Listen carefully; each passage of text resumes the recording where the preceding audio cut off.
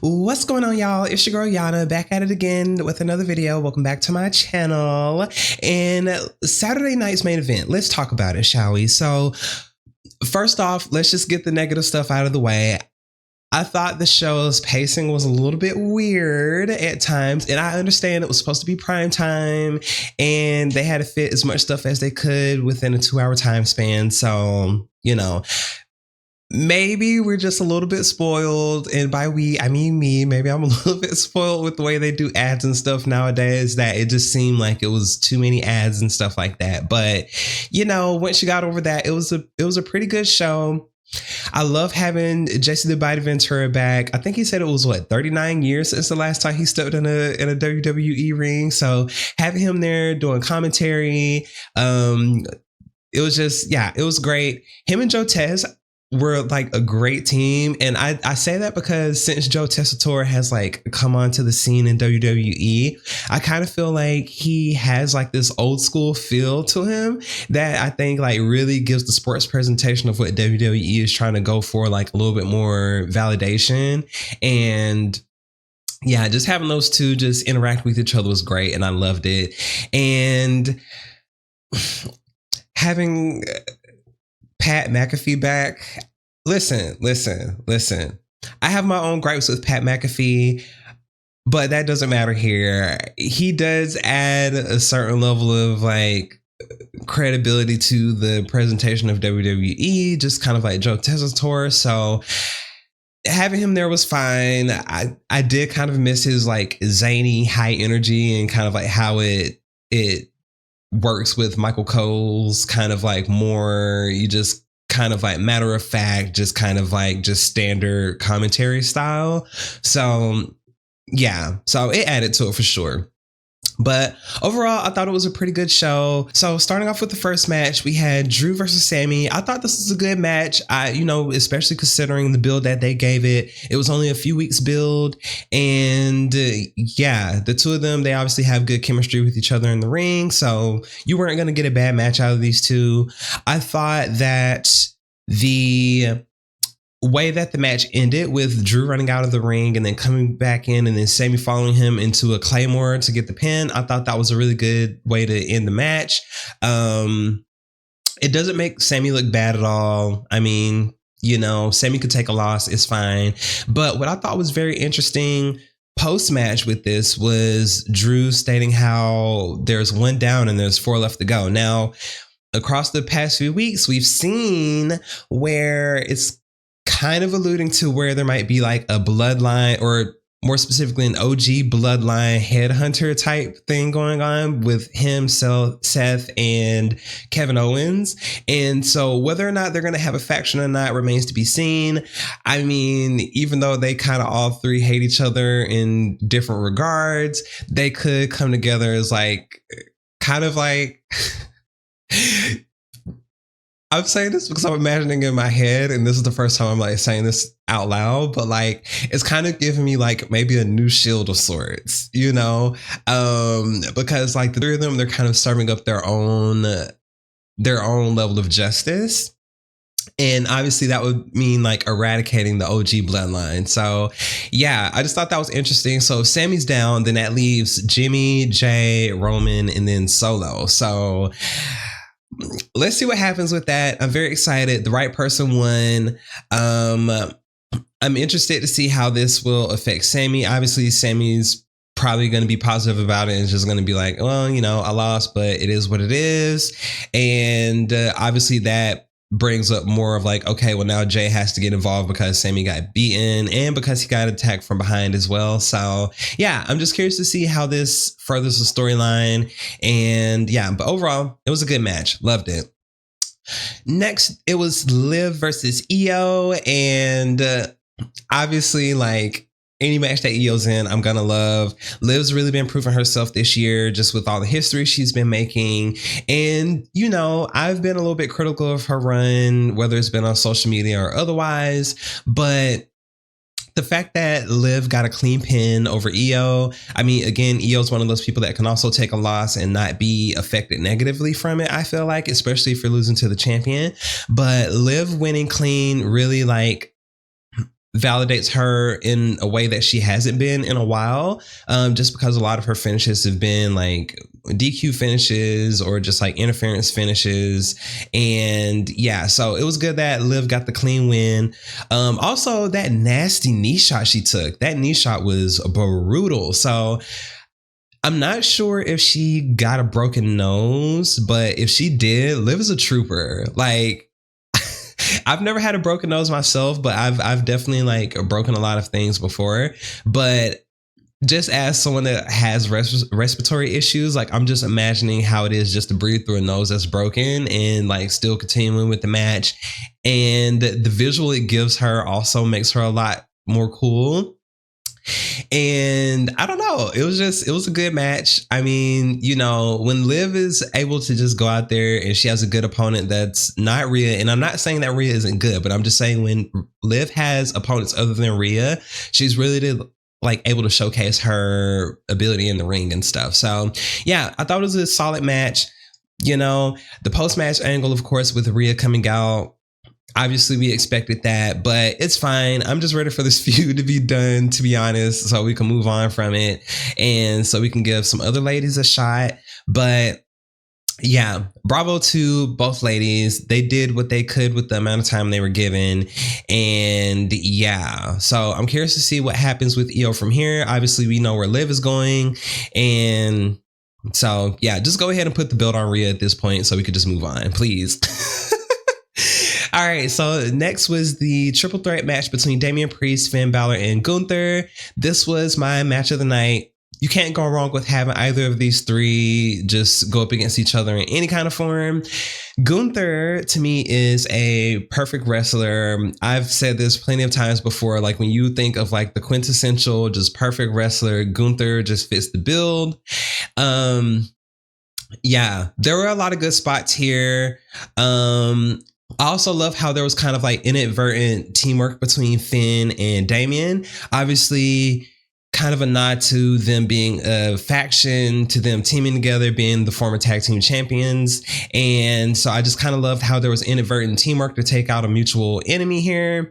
But the two of them were still kind of like being their own person and still kind of like fighting each other as well, too. So I thought it was a really good match.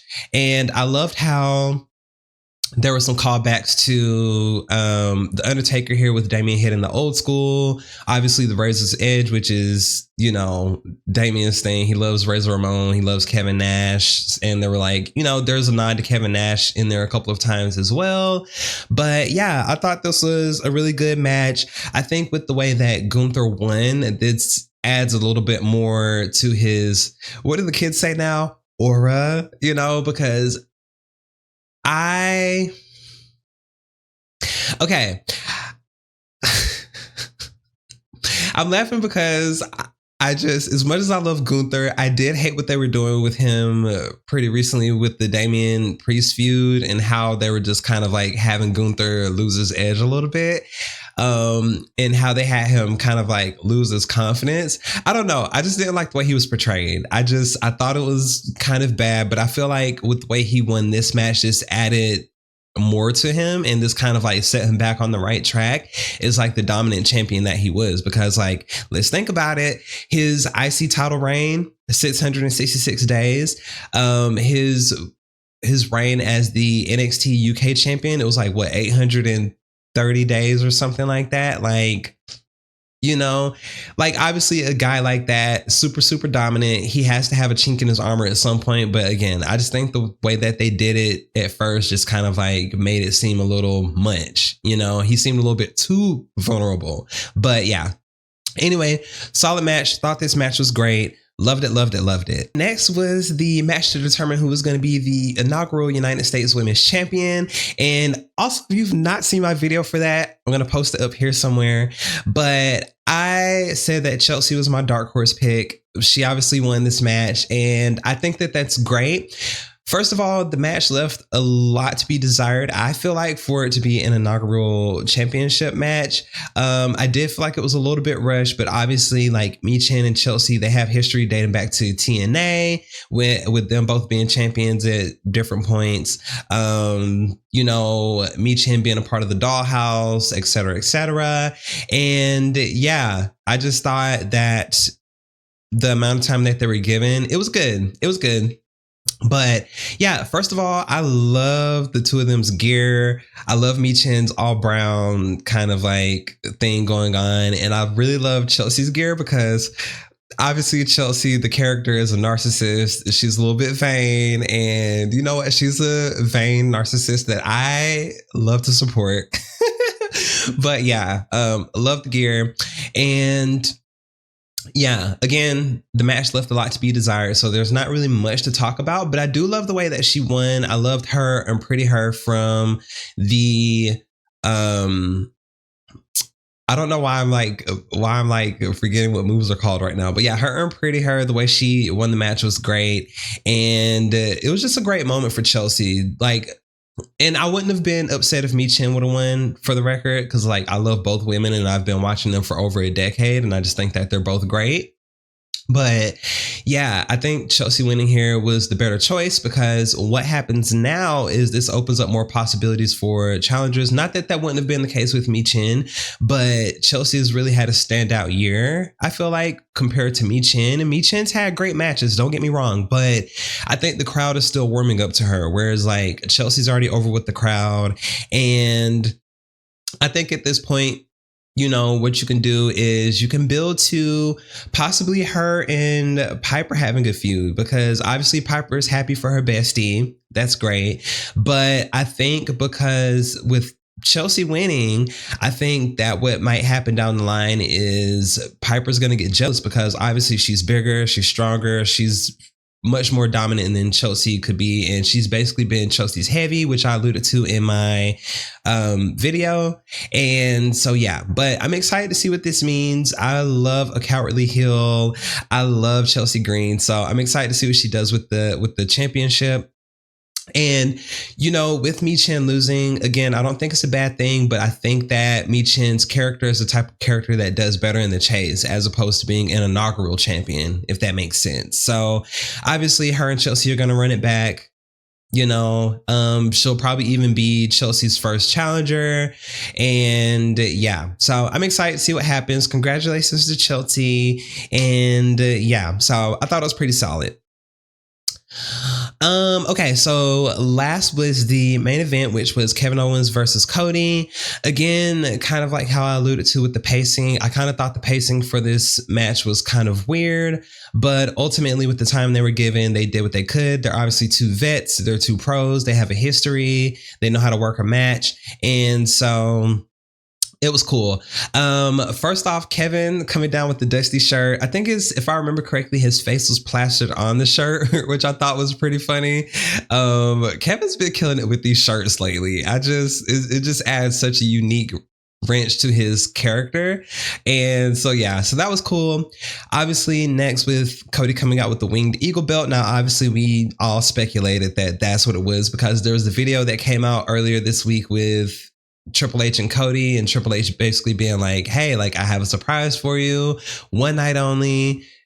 Like, obviously it made sense. So it added to the nostalgia. It added to kind of like the 80s, 90s feel of like what this show was supposed to be. And I keep wanting to call it a PLE, because I know it's not a PLE, but they were kind of building it as if it were a PLE. But yeah, so I thought that was great. I loved how during the match that KO was like mocking Dusty at different points, and then Cody basically being like, oh, you think you could do my dad's moves? Well, psych, I'm going to show you how to do my dad's moves. And Cody hit that one bionic elbow, and he kind of did his dad's pose afterwards and stuff like that. I don't know. I just love it. And I love how like Cody's character ever since he's come back has been a nod to like, you know, old WWE, WCW, WWF, just, you know, I love that. And so Yeah, it was a great match. I think the story behind this was kind of picking at Cody's ankle because he hurt it in that match with Chad Gable on SmackDown, and so obviously that played into the result a little bit. It played into just kind of like how Cody was wrestling and him not being at 100%. But I did love how, both of the referees got knocked out, and, Cody kind of, okay, not kind of, he definitely cheated to win. But it kind of makes sense because when we think about SmackDown, I forget how long it was ago. I think it was 2 weeks ago where KO was like, he would do anything to win against Cody or do anything to win in this feud. And Cody basically remarked by basically saying, yeah, so will I. So the fact that Cody actually, did that and fulfilled that end of the bargain, like we saw that. And so I think what this means for Cody's character is that we're not seeing a white meat babyface anymore. Like, yes, he's presenting himself that way, but I think his actions, he's showing that he's not that. And so I think that's great because it's not building him as like the John Cena that we loved and then grew to hate and then grew to love again. And I think that this is eventually going to lead to a Cody like delusional face heel turn. And what I mean by that is like, with Cody supposedly being like this political character that's like quote unquote white meat babyface character and everything. I think that him, eventually he's gonna turn on his friends. Like it's just, I think it's inevitable at this point. He's gonna turn on Randy at some point. Yeah, like it's, I say that because like Cody's whole thing has been friendship since he came back. And so if, he turns into like this delusional face heel character, he's going to think that he's not doing anything wrong. And he's thinking that he's doing everything for the greater good. And so, yeah, I kind of feel like maybe this is where his character might be headed just based off of this specific action that he took. And maybe Nick Aldis might condemn him for it. I don't know, it's just very interesting. So I'm curious to see what happens with Cody's character from here. Obviously Kevin Owens is kind of in this whole like no one's right but me. I'm the sole person that's right. Everyone else is wrong. Kind of like how Drew McIntyre had been when CM Punk came back. And so I feel like there's going to be some common ground between KO and Drew McIntyre and then Seth Rollins at some point. Kind of how I alluded to earlier of like how they're going to be doing like this bloodline hunting thing. I think Kevin Owens is going to do that as well too. So I'm excited to see what happens with his character. Especially because of the post-match angle that we saw on social media. So for those who didn't see, there were videos going around on the internet about KO basically hitting a package pile driver on Cody after the match was done and Cody being stretchered out and going to the hospital. So I think that's going to write Cody off for a little bit. And we're going to get just, Kevin Owens just like going crazy, running amok. He also took the belt too, if I remember correctly. He took the Winged Eagle belt. So maybe we will see it on television again. He might hold it hostage and, just go from there. So I don't know. These are all just like thoughts I'm having in the moment here. So maybe this doesn't make sense. I don't know. But what we also saw too was that Triple H was livid. Triple H came out. He and Kevin Owens got into a little bit of a spat. They started pushing each other.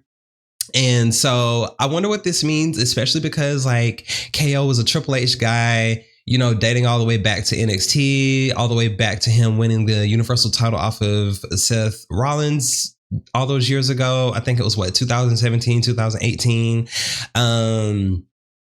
Yeah, so I don't know if this means Triple H is going to get involved in the storyline.